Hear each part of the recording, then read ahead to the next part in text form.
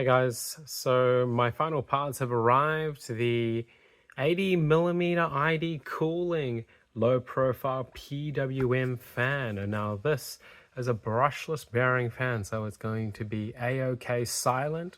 Really looking forward to installing this on my sub 5 liter budget ITX build. Now, if this fan does work out, I will be using this in future builds as well. So it really is a bit of a test for me. And this is a bit of an unboxing in many ways, but in other ways, I do know what I'm receiving. So anyway, the next package is the Jonsbo HP400S, and I got the white edition, and I immediately am going to be replacing the fan with a Thermalright 92mm brushless fan because the Jonsbo HP400S fan is shockingly loud, and I don't like that.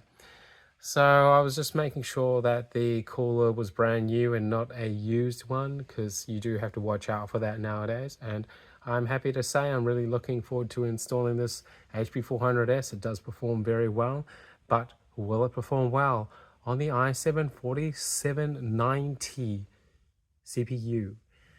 Now, these are the final two parts, so I guess without further ado, I will be delivering you the mini budget ITX build sub 5 liter completed.